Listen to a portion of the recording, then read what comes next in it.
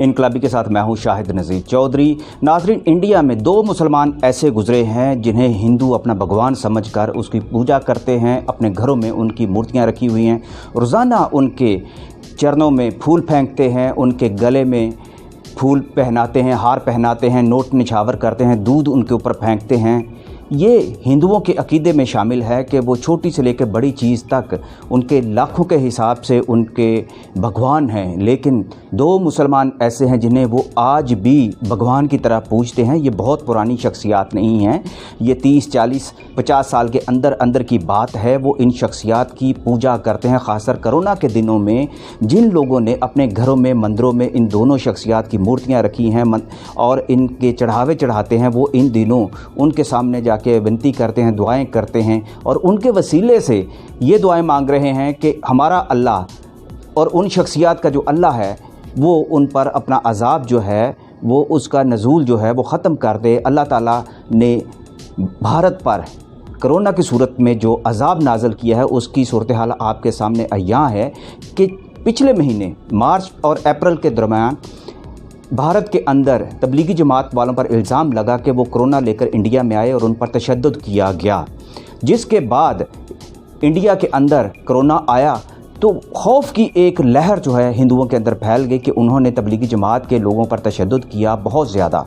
हालांकि ये हकीकत थी कि चीन के अंदर किस तरह से कोरोना फैला, अमेरिका के अंदर फैला, बरतानिया इससे नहीं बच सका, इटली के अंदर क्या तबाही है। और इंडिया ख़ुद दुनिया का बहुत बड़ा मुल्क है, लेकिन आज कोरोना के हवाले से दुनिया का सबसे मुतासर होने वाला मुल्क है। 1 करोड़ से ज़्यादा केसेस आ चुके हैं इस वक्त कोरोना के इंडिया के अंदर, जबकि 2.5 लाख के करीब लोग सड़कों पर, फुटपाथों पर और पार्कों के अंदर बेकसी के आलम में मर चुके हैं। इस हालत में सिर्फ दुनिया में सबसे पहले जो पाकिस्तान है उसने इंडिया की मदद की है, वहाँ पर ऑक्सीजन भेजी है, सिलेंडर भेजे हैं और इसके नतीजा ये निकलना शुरू हो गया है कि वहाँ इंडिया के अंदर तबलीगी जमात के ही जवानों ने, बुज़ुर्गों ने इनको प्लाज्मा दिया है, अस्पतालों में गए हैं और आज इंडियन फोर्स के लोग जो मुसलमानों के तराने गा रहे हैं, टीवी जो हर वक्त मुसलमानों पर जहर उगलता था अब उनकी तारीफ़ें कर रहा है और माफ़िया मांग रहा है कि उन्होंने मुसलमानों का दिल दुखाया। जिसके बाद इंडिया पर कोरोना का अज़ाब नाज़िल हुआ है। कोरोना का अज़ाब पूरी दुनिया पर है, इंडिया पर भी है, लेकिन इंडिया में मुसलमानों के साथ कश्मीर से लेकर इंडिया के अंदर तक मुसलमानों पर और इसके साथ ईसाइयों पर भी जो जुल्म हिंदुओं ने रवा किया हुआ है उसके नतायज में अल्लाह ताला बेखबर नहीं है अपनी मखलूक पर होने वाले जुल्म से। ये अज़ाब किसी न किसी सूरत में आता है। मोदी खुद एक अज़ाब है, लिहाजा मोदी की सूरत में भी ये अज़ाब उन पर नाज़िल हुआ। लेकिन एक ऐसे वक्त में हम कोई सियासी बात नहीं करना चाहते, लेकिन आपको एक बात पहले ये बता दें कि इंडिया के अदाद-ओ-शुमार सरकारी हैं और उनकी जो अपनी वेबसाइट से उनके मुताबिक वो 17 करोड़ से लेकर 20 करोड़ तक कहते हैं कि जी हमारे यहाँ मुसलमान हैं। लेकिन मुसलमानों के अपने जो ज़राए हैं वो ये बताते हैं कि जी इंडिया के अंदर कम से कम जो मुसलमान हैं 30 से 32 करोड़ के मुताबिक हैं। मुसलमानों से इंसाफ इसी बुनियाद पर नहीं होता कि उन्हें एक बड़ी अक़लियत नहीं माना जाता। अब आते हैं हम अपने मौजू की तरफ। ये 2 बड़ी शख्सियात कौन हैं? एक हैं गुलूकार मोहम्मद रफ़ी। गुलूकार मोहम्मद रफ़ी जिन्होंने तकरीबन 28,000 गाने गाए, गिनीज़ बुक ऑफ वर्ल्ड में उनका ये रिकॉर्ड भी आया। हिंदू उनसे इतने ज़्यादा मुतासर हैं, उनके भजन चूँकि उन्होंने गाए, उन्होंने 11 से ज़्यादा ज़ुबानों में जो गाने गाए थे। इंडियंस उनके सामने सरनिगूं रहते हैं, उनके गाने सुबह सुनते हैं, रात को सुनते हैं, भजन सुनते हैं और उनके आगे चढ़ावे चढ़ाते हैं। ये इंडियंस का मिजाज है और इसमें कोई पढ़ा लिखा या अनपढ़ होने की कोई तफरीक नहीं। जो मोहम्मद रफ़ी की आवाज़ के मतवाले हैं वो उन्हें भगवान समझते हैं और भगवान की तरह उनकी पूजा करते हैं। सुबह उठते ही सबसे पहले उनकी मूर्ति के सामने जाते हैं, उनकी तस्वीर जो फ्रेम की सूरत में रखी है उन पर पैसे निछावर करते हैं, फूल फेंकते हैं, कोई ना कोई इतर उनके सामने रखते हैं, अगरबत्तियाँ, लुबान जो भी उनको मिलता है उसके मुताबिक अपने अकीदे के मुताबिक उनकी इबादत करने की हद तक जाते हैं। जब मोहम्मद रफ़ी ज़िंदा थे उस वक्त भी ये काम शुरू हो गया तो मोहम्मद रफ़ी उनको रोका करते थे कि मैं एक मुसलमान हूँ और ये किसी सूरत में भी मुझे आप गुनाहगार ना करें कि इस तरह मेरी इबादत ना करें, मेरी इज़्ज़त ज़रूर करें लेकिन इबादत ना मेरी करें। लेकिन हिंदू इस बात से बाज नहीं आए और उन्होंने मोहम्मद रफ़ी के बुत बनाकर, जिसे मुजस्मा भी आप कह सकते हैं, लेकिन मुजस्मे और बुत में फ़र्क आ जाता है अकीदे की बुनियाद पर। मुजस्मा आर्ट तक रह जाता है, बुत को जिस सूरत में हमारे यहाँ लिया जाता है वो एक इबादत के हवाले से आ जाता है कि मुशरकाना अकीदा है कि आप बुत की पूजा करते हैं। और इंडिया में चूँकि मोहम्मद रफ़ी के बहुत सारे बुत बने हैं, पार्कों के अंदर भी बने हैं, घरों के अंदर भी होते हैं। इसी वीडियो के अंदर आप वो तस्वीर भी देख सकते हैं कि किस तरह से मुख्तलिफ लोगों ने उनके बनाए हुए हैं, और उनकी कब्र के करीब भी उन्होंने ये बुतखाना बना रखा है, वहाँ भी चढ़ावे चढ़ाते हैं जाके।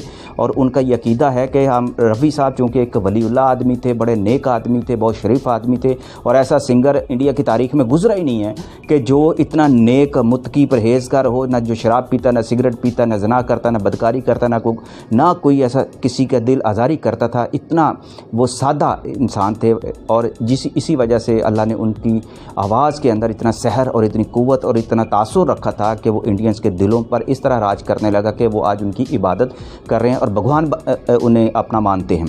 ये भगवान तो उन्होंने महात्मा को भी नहीं समझा, ना नेहरू को समझा, लेकिन उन्होंने मोहम्मद रफ़ी को ये मुकाम दिया। आप सोच रहे होंगे दूसरी शख्सियत कौन है? दूसरी शख्सियत जो है गामा पहलवान है। गामा पहलवान पाकिस्तान में हिजरत के वक्त आ गए थे, यहाँ लाहौर में आके वो मुकीम हो गए, लेकिन इससे पहले वो इंडिया में थे।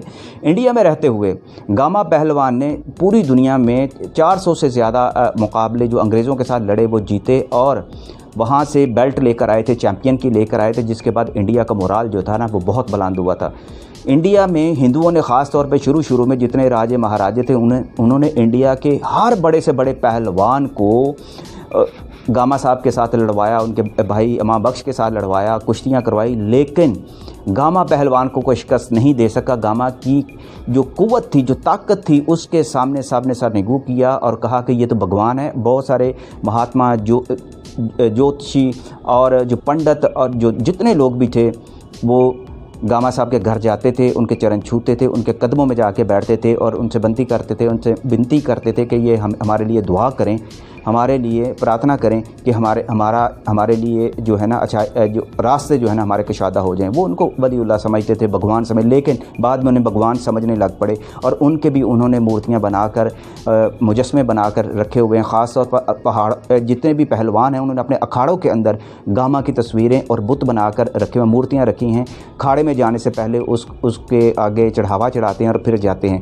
गामा पहलवान ने एक भी हिंदुओं पर एक बहुत बड़ा एहसान किया था। क्या में पाकिस्तान के वक्त जब लाहौर के अंदर बहुत ज़्यादा शोरश शुरू हुई और रद्द अमल के तौर पर हिंदुओं का भी कत्ल होने की जो वारदातें होने लगी, तो गामा पहलवान ने अपने मोहल्ले के जितने भी हिंदू थे उनको यकीन दिलाया था कि मेरे होते हुए आपको कोई नहीं मार सकता।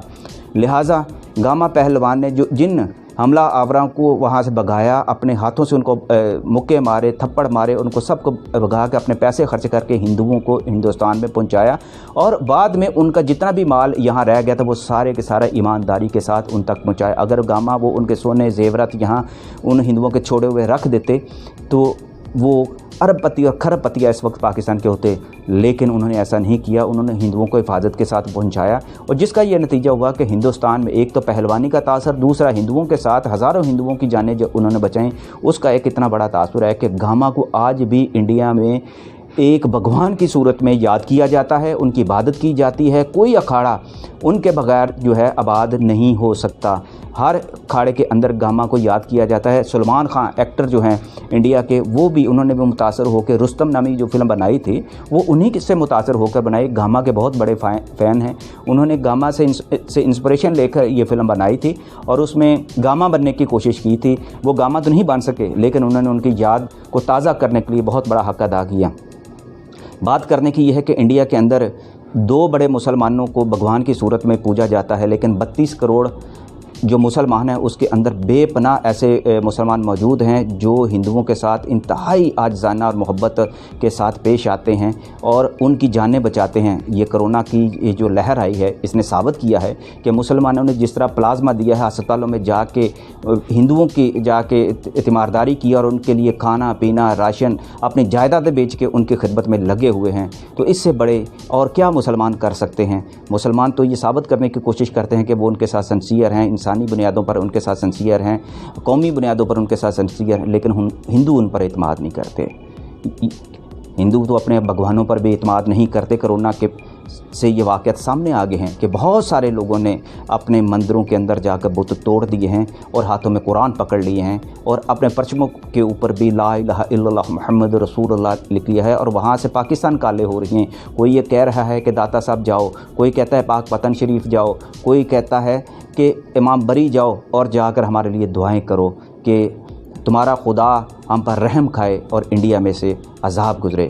عذاب تو اللہ تعالیٰ نازل جب کرتا ہے تو ظالم کی رسی دراز کرنے کے بعد کرتا ہے۔ اللہ پاک کشمیریوں کو دیکھ رہا ہے، کشمیریوں پر ہونے والے ظلم کو دیکھ رہا ہے۔ تو انڈیا کی حکومت کو، مودی سرکار کو یہ سوچنا چاہیے کہ جو مسلمان ہے ایک حد سے زیادہ ان پر ظلم نہ کرے۔ یہ بات اس سے منطبق نہیں میں کر رہا، نہ منسلک کر رہا ہوں۔ آپ کو یاد ہونا چاہیے کرونا کے دنوں میں ہی چین کے صدر بھی مسلمانوں سے ملنے گئے تھے۔ ان مسلمانوں سے ملنے کیوں گئے تھے یہ بھی سوچنے کی بات ہے۔ امریکی صدر ٹرمپ بھی کرونا کے دنوں میں مسلمانوں کی بستیوں میں گئے، مساجد میں گئے، کیوں گئے؟ یہ بات سوچنے والی ہے۔ اب مودی سرکار کو بھی یہ سوچنا چاہیے کہ ان ہندوؤں کو جو تبلیغی جماعت والوں کو قتل کرنے چلے گئے تھے کہ ان کی وجہ سے کرونا جو ہے انڈیا میں پھیلا ہے، وہی ان کی جان بچانے کے لیے پلازمہ دینے کے لیے ہسپتالوں میں پہنچے، اور آج انڈیا کا میڈیا جو ہے مسلمانوں کی تعریفیں کر رہا ہے اور اپنے گناہوں کی معافیاں مانگ رہا ہے۔ ان کی ہچکیاں بندی ہوئی ہیں کہ انہوں نے مسلمانوں پر کتنا ظلم کیا۔ کاش یہ آنسو، کاش یہ رونا سچائی پر مبنی ہو جائے اور اس کا اثر دل پر ہو ان کے، تو وہ مسلمانوں کے ساتھ ایمانداری کے ساتھ، انصاف کے ساتھ، مساوات کے ساتھ ان کو رہنے کا حق دیں، کشمیریوں سمیت۔